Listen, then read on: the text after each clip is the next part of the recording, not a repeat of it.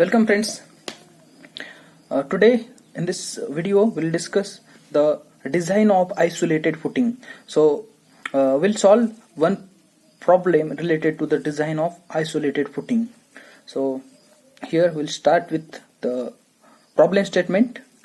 Design a square footing for a short axially loaded column of size 300 by 300 mm carrying 600 kN. Use M20 grade of concrete and Fe415 grade of steel. SBC of soil is 180 kilonewton per meter square.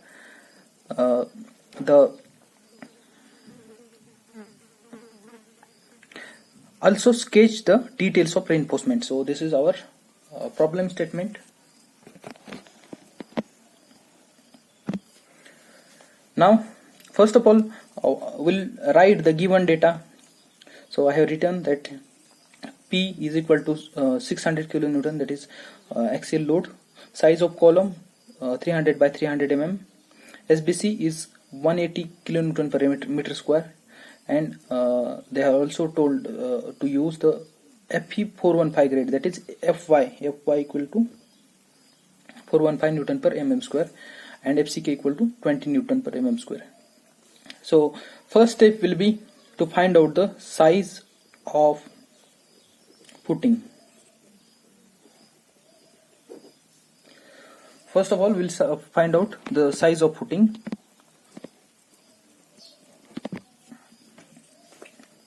Okay, so for that load on column is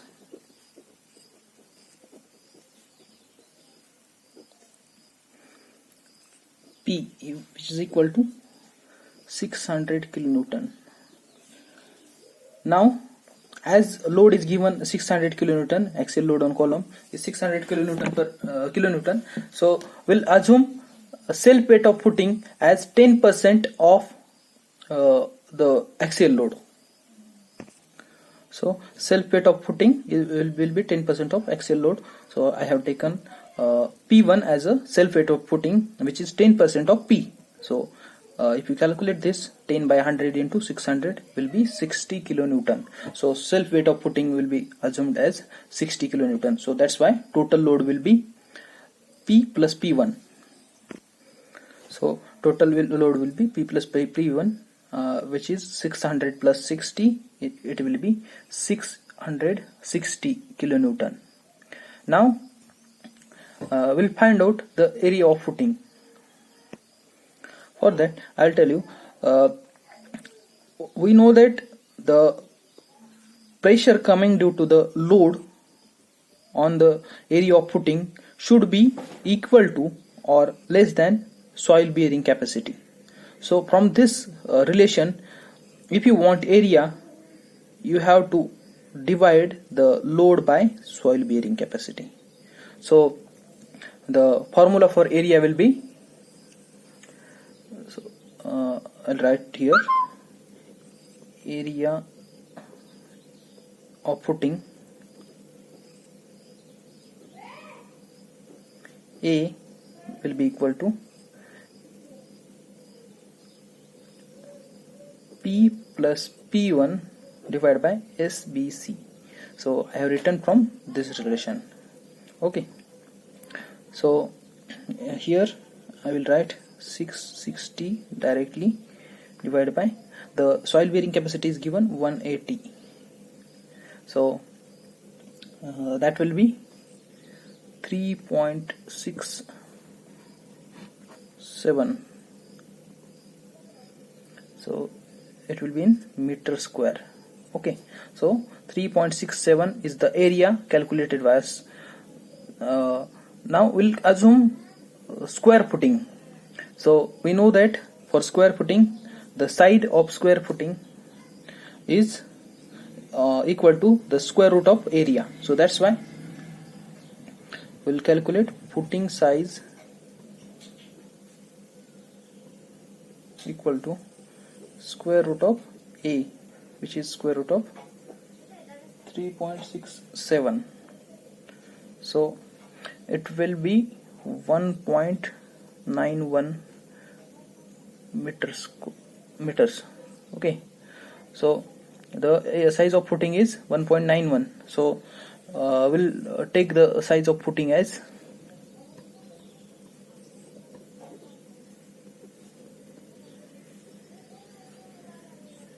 1.91 by 1.91. It is in meter. Okay, so this is the size of footing we have got. So we'll round it off and we'll consider the size of footing as provide, because it is very near to 2 meters. So we'll consider it as 2 meter by 2 meter area of footing.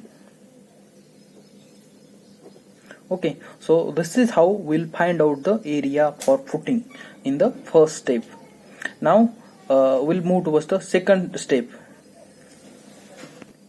In the second step, we'll find out the net soil pressure. For finding out net soil pressure, we'll consider factor load. So factor load is calculated by multiplying the given load by 1.5. So this will be factor load. So the formula for upward soil pressure, net upward soil pressure will be 1.5 into P divided by area of footing, that is L square. So we have taken the size of footing as 2 meter, so that's why it will be 1.5 into 600 divided by 2 square into, so 2 square, which will be equal to 225 kilonewton per meter square. If you change the unit to Newton per mm square, you will get this value. So we have just changed the unit, so here it will be 0.025 Newton per mm square. If you want this conversion, then I will tell you in brief. This kilo Newton means 10 to the power 3 Newton, 10 raised to 3 Newton, and this meter square means 10 raised to 6 mm square. So this 10 raised to 3 from this 6 will get cancelled with this, and the 10 raised to 3 will remain in denominator. So if you take in the numerator, you will get 0.025. So now we will move towards the third step, that will be regarding the depth of footing. Calculation of depth of footing can be done by 2 or 3 ways, out of which one is we can calculate the depth of footing by bending moment. So we can use this bending moment equation for, or we can calculate this by criteria of bending. One can also calculate the depth of footing by one-way shear, or third is two-way shear. So if you calculate the depth of footing by bending equation or by bending criteria, we will get very lesser value of the depth of footing, which will not satisfy the criteria of shear mostly. So if you take the criteria of one-way shear for calculation of depth, you need not to do the many trials for other checks. So that's why we'll take the criteria of one-way shear. So depth of footing from one-way shear.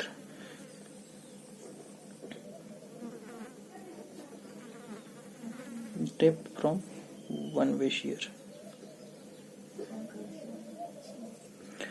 So for this we'll assume the percentage of steel. Assume percentage of steel equal to 0.2%. So as per the IS code, we can assume this value of PT. Now we'll calculate the value of tau C for this PT ratio. So PT and the table for PT and PC is given in IS code, so you can refer that for your reference.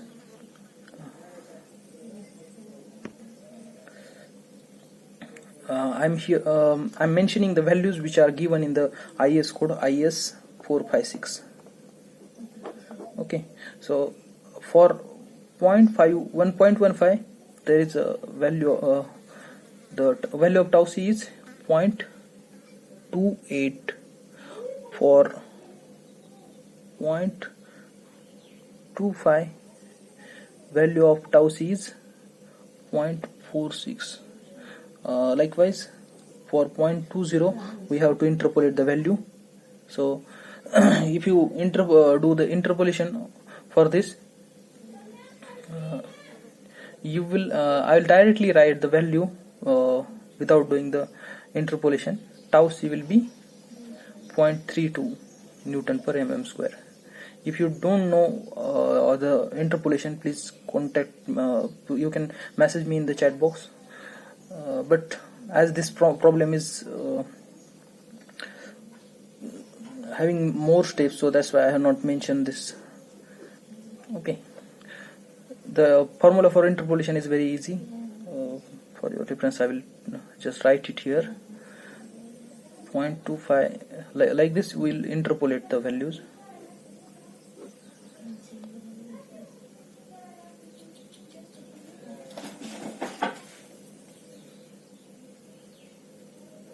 So we'll equate this ratio with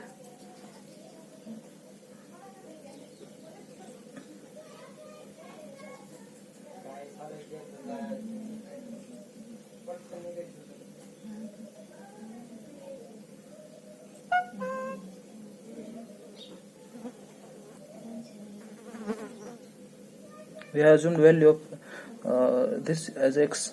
So by equating this to equation, you can get value of tau c as this. Okay, so now we'll move towards the next calculation.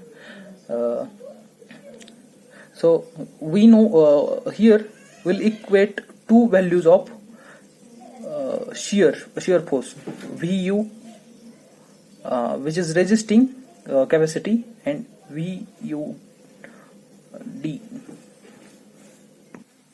So here we'll write VUC, it's the resisting capacity of concrete, and we'll equate this with Vu, the shear force coming due to the external loading. So this loading must be equal in order to have safe footing, or this resisting capacity should be greater. So tau c into L into D is equal to Qu into L into L minus A divided by 2 minus T. So this is the formula for shear force due to external loading. Okay, I will explain how this formula has been derived. We know that critical section of one-way shear lies at a distance of D from face of column. So this particular part of footing from the distance D from the face of column, so this part of footing will try to fail due to upward soil pressure. So in the soil pressure, this footing is experienced in upward direction. So because of that, this portion or this section will get failed. So the force is coming due to the upward soil pressure of under this portion. So that's why we have to consider this portion or this area. So the area which is resisting the shear is in the vertical plane. So that's why we need to take first. So first of all, we'll take this dimension as L. So this length is taken L here. Then second portion for the area will be this length. We are interested in finding out this area, because this area is responsible for one-way shear. So that's why one dimension for this area is length, which is already taken by us. This is pressure coming due to the loading. Okay, now to we'll find out this length. We know that this total length is L. So this half length will be L by 2. Okay, so this length from center of column to the edge of footing will be L by 2, but we want this length now, so it will be L by 2 minus A by 2. So simply I will write L minus A divided by 2. But now we have got this length, means the length of footing from face of column to the edge of footing on this side. But we are also we are not interested in this length. We want this portion only, this hashed portion only. So again we have to deduct this length from this total length in order to get this length. Okay, so we'll deduct D from that. So that's why here we have taken L into, L is this side, into L minus A divided by 2 minus D. So this is how we'll calculate the shear force. As this is the pressure multiplied by area will give us the force. Okay, so now we'll equate this by substituting the values of the variables or the constant which we are using.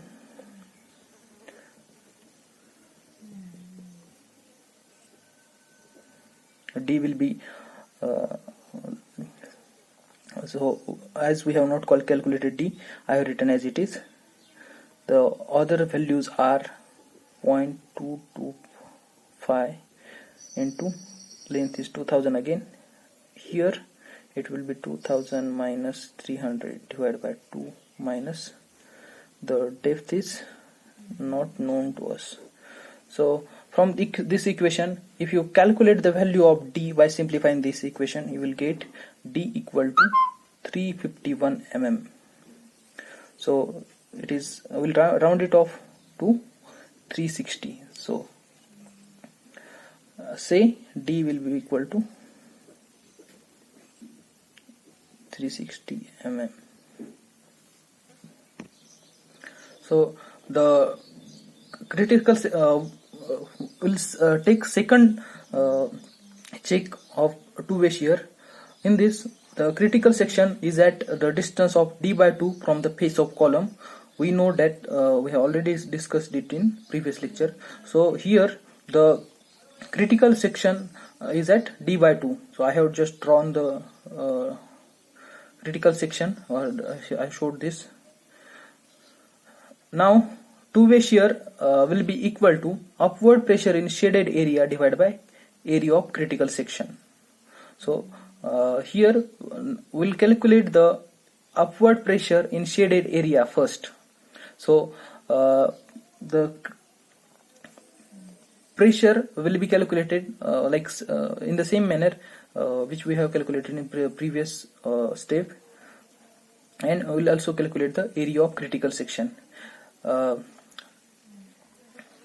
We'll see this check of two-way shear in the next video. So today in this video we have discussed till this step. In the next video we'll discuss the steps of calculating two-way shear, check for two-way shear. Then we'll take check of bending. Then we'll find out the area of reinforcement, that is AST. We'll find out the spacing and all the details of this reinforcement. After that we'll sketch out the reinforcement. So this is how we'll do the next steps. So we'll take the remaining step in the next video. So for this video, thank you.